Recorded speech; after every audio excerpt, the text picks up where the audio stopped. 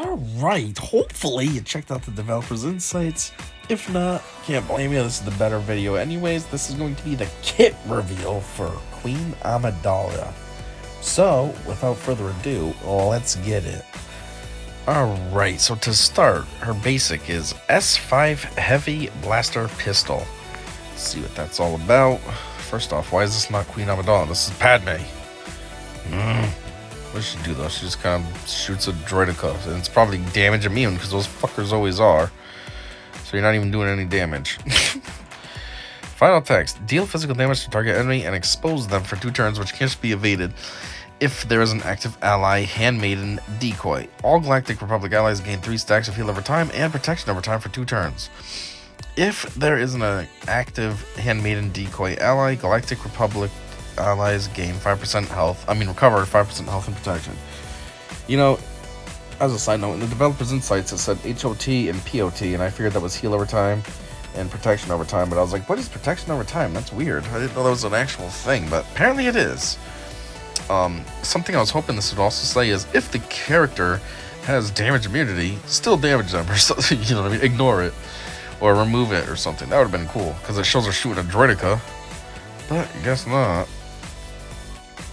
Special 1, cooldown 3. I am Queen Amidala, which has the Omicron. So what does this look like it's doing? She shoots everyone. Did this one actually kill the B1? Sure did, I think. Alright, final text. Dispel all buffs on all enemies and deal physical damage to them. All buffs. So would that mean a stupid damage immunity on droidica? Technically that's a buff. All allies gain accuracy up for 2 turns. Okay, there's a useless stat. Every time I have mods that have accuracy up as its primary, I just sell them. I'm like, well, this is dumb. That one, that, and what's the other thing? I don't know. There's 2 that I just feel like they're useless. If there is an active ally handmaiden decoy, stagger target enemy for 2 turns, which can't be evaded or resisted. All the Galactic Republic allies gain defense penetration up and 3 stacks of heal over time and protection over time for 2 turns, and this attack can't be evaded. I feel like the grammar here is weird. They get commas in weird areas, and I don't know. Something's missing. Maybe you need a period in there. Make 2 sentences out of all that. While in Grand Arenas, and there are no Galactic Legend allies, this attack ignores enemy protection, and all allies gain critical damage up and 4 stacks of heal over time and protection over time for 2 turns. All enemies are inflicted with a stack of damage over time for each active Galactic Republic ally. Speed down and vulnerable for 2 turns, and have their cooldowns increased by 1, which can't be resisted. If there's an active ally handmaiden decoy, these effects can't be evaded. Okay, I thought in the developer's insights side of things, it said that the Omicron was going to make it so that the decoy was instantly activated. This didn't say that. I mean, it says if there is an active ally, these effects can't be evaded. But it doesn't say anything about her being immediately activated, so, what's going on here? Does she have multiple Omicrons, or am I missing something? I don't know. Special 2, cooldown 4, Ascension Gun. What's this all about? So she, okay, loads her gun and kind of shoots up out of there. Queen Amidala shows up, disappears, and then she tries to Batman out of there. This is weird. Why does Queen Amidala show up out of nowhere, take a few steps, and then disappear? Dispel all the buffs on all allies. Call all other non-Galactic Legend Galactic Republic allies to assist, and Queen Amidala recover 20% health and protection. Remove 50% turn meter from target enemy, which can't be resisted. If all allies are Galactic Republic and there are no Galactic Legend or Scoundrel allies, summon an ally handmaiden decoy to battle in the ally slot if available. If an ally handmaiden decoy was already present, all Galactic Republic allies gain defense up, speed up, tenacity up for 2 turns, and Galactic Republic non-tank allies stealth for 2 turns. Okay. I'm really not understanding these moves. There's too much words going on here. And too much if this, then that happens. If this, then that happens. Unique 1, Loyal Bodyguard, Zeta and an Omicron. Okay, so she does have multiple Omicrons, so that'll help then. Maybe it'll say, you know, a decoy is immediately called, blah, blah, blah. I mean, immediately, not called, but, spawned. Anyways, Loyal Bodyguard. Final text. Queen Amidala has plus 20% max health and max protection. Plus 10% critical chance and critical damage. And all allies are immune to cooldown manipulation. Whenever Handmaiden Decoy is summoned, she taunts until she is defeated, which can't be dispelled or prevented. She is immune to all other buffs and debuffs, and she doesn't take turns. Whenever she's defeated by an enemy, the enemy who defeated her is inflicted with doubt for 2 turns, which can't be evaded or resisted. And Queen Amidala gains a bonus turn and damage immunity for 2 turns, which can't be dispelled or prevented. Damage immunity, yeah. F you, Droidica, you love doing that too. And, Django. Man, there's so many Separatists that love their stupid damage immunity. Separatists are actually kind of annoying, huh? Because then you also have, on the Separatist squad, Dooku, who loves to counter attack you. You have B1 that's weird. It doesn't really take damage. It just has stacks that you gotta go through, but then at the same time, it can keep healing everyone up. You got, Grievous, who can hit hard, and, ugh. Anyways. While Handmaiden Decoy is active, whenever heal over time or protection over time expire on a Galactic Republic ally, they recover 5% health and protection. Whenever heal over time or protection over time expire on Queen Amidala, she gains a stack of Queen's Protection, max 10, which can't be copied, dispelled, or prevented until the end of battle. For each stack of Queen's Protection, Queen Amidala has all other Galactic Republic allies gain double those stats. The Handmaiden Decoy is immune to these effects, and they persist when the decoy is defeated, but are dispelled when Queen Amidala is defeated. Handmaiden Decoy is immune to these effects, and they persist when the decoy is defeated, but are dispelled. Okay. Queen's Protection. Plus 3% max health and max protection, plus 5% potency and tenacity, and plus 5 speed per stack. While in GA, and if there are no Galactic Legend or Scoundrel allies, and all allies are Galactic Republic, all allies gain 25% critical damage, 40% mastery, and are immune to fear and healing immunity. Okay. Whenever an ally is inflicted with a stack damage over time, a stack of damage over time, the Dispel It and all allies gain a stack of healing over time and protection over time for 2 turns. Well, that's kind of cool. I mean, it's an Omicron, so it's kind of goofy, but it's still cool. So you have Vader coming along. He's trying to put all this damage over time. Boop, get rid of that. Now we're going to have heal and protection instead. At the start of each encounter, summon an ally Handmaiden Decoy. Here it is. This is where it comes right away. Whenever an ally decoy is critically hit, all enemies are inflicted with potency down and tenacity down for 2 turns, which can't be evaded. Whew, these are some long moves. Unique 2, Handmaiden Decoy. Oh, this is just her kit. Light side tank, Galactic Republic. Basic. Bodyguard. Galactic Republic allies recover 10% health and protection. Grant advantage for 1 turn to a random enemy. Enemy? What? Or doesn't already have it, which can't be evaded or resisted. Advantage to a random enemy? Ugh. That means they're gonna hit critically. Well, I guess though, when they hit critical, then you get all this other crap that happens. So I guess you want them to hit critical, so then you can inflict them with debuffs. Oh man, this is a long leader ability. Leader ability. My place is with my people. It's a Zeta and an Omicron. So she's got 3 Omicrons, like your stereotypical Conquest character. Final text. All allies have plus 20% defense and 15% max health and max protection. At the start of battle, if all allies are Galactic Republic and there are no Galactic Legend allies, whenever an enemy attacks out of turn, they are inflicted with damage over time for 1 turn, which can't be evaded or resisted, and they remove 10% turn meter from all enemies, which can't be resisted. Okay. at the start. Ooh, attacks out of turn. So that's like Dooku. So he'd be afflicted with damage over time, and he'd have 10% turn meter removed from all enemies. So he'd be constantly getting damage over times and removing turn meter from his team.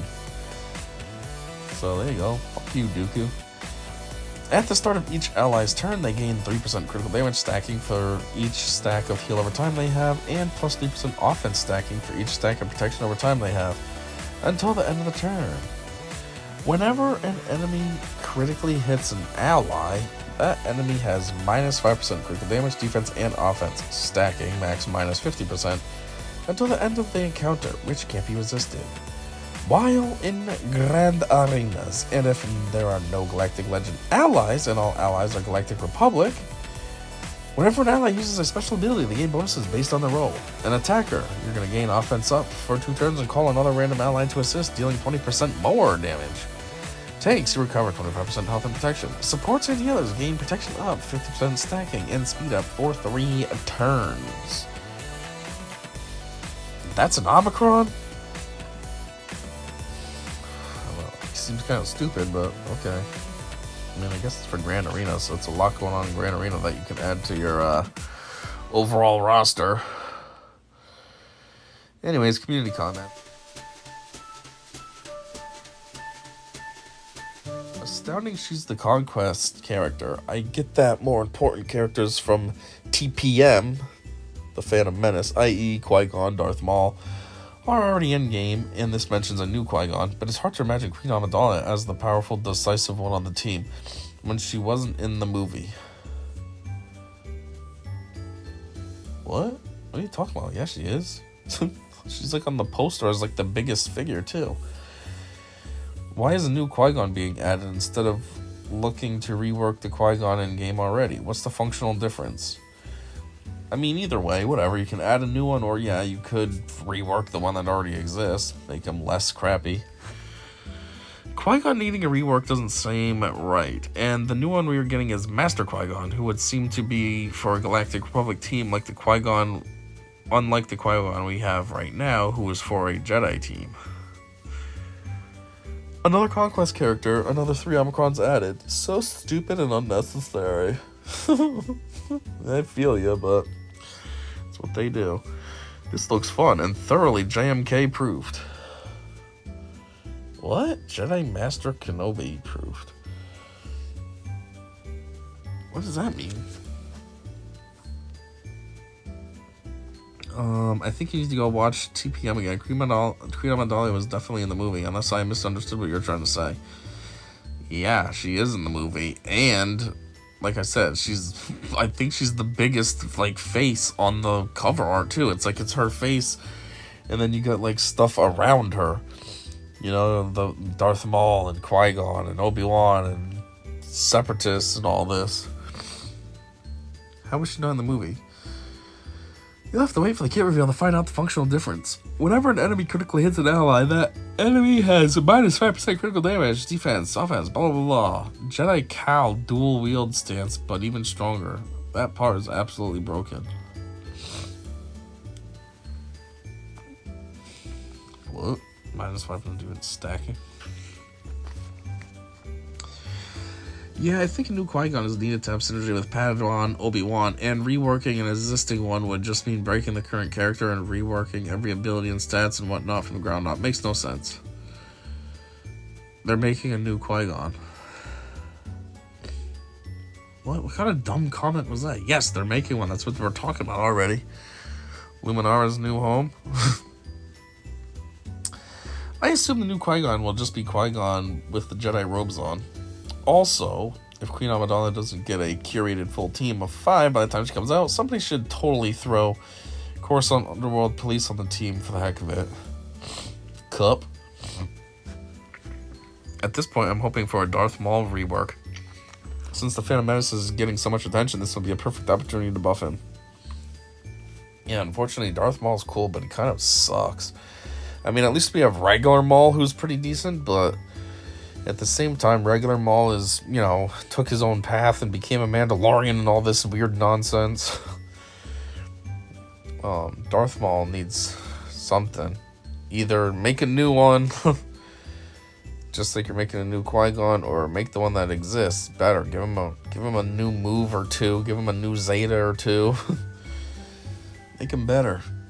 Even if it's like crappy better, like what they did with Mace. Like, okay, it's better than what he was, but it's still not that good. At least do that with Maul. Make him better than he is, even if it's not stellar. Anyways, I'm suggesting that Qui-Gon was the leader of the group, making travel decisions, feeling the Force guide him to Anakin and to bring Anakin along, leaving Anakin in place to strike the decisive blow against the command ship. Tough to see Amidala as faction leader, with Qui-Gon doing everything impactful from a leadership perspective. Sending aliens to their death is not leadership in my eyes, by the way, in regards to planning the Battle of Naboo. Lol.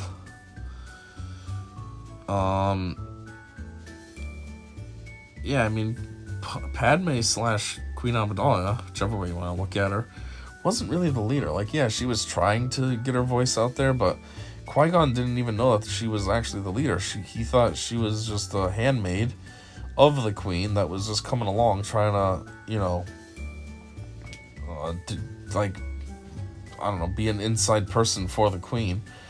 And so, yeah, Qui-Gon really was doing all the decisions and stuff. So, I mean, they do have a point there. Queen Amidala was more just a support character. But I suppose in the grand scheme of things, technically she was the Queen of Naboo. So even though Qui-Gon maybe didn't know that, she still was, and then that would make her a leader. So, I don't know. Just want to take this time to say that the Naboo N1 Starfighter needs to make an appearance in this game. That yellow ship is beautiful and iconic. Can just make it pilotless if worried about who the pilots would be, or maybe bring in young Annie. Why not? We have Omega in the game now. Can give it endurance, heavy synergy, since the Marauder, which was intended for endurance, is now with the Negotiator in most cases.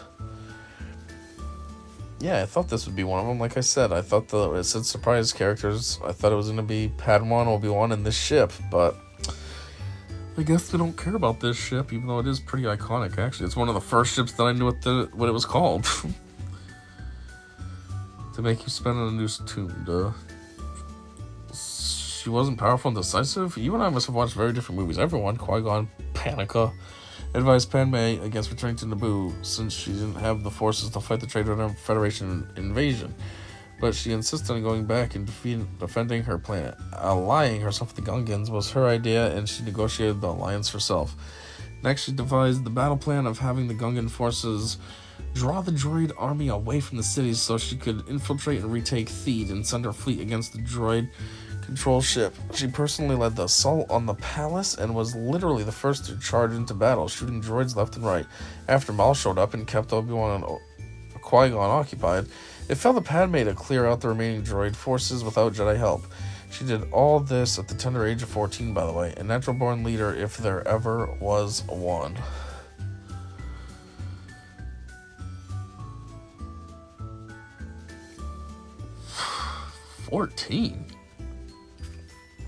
Padme was supposed to be 14? Because Anakin was, what, 10? So they're only 4 years apart?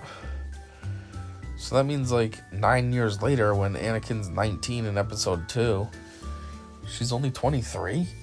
I always wondered about what her age was supposed to be and stuff, because I always thought she was, like, 20 when he was 10, and that's why it was weird, like,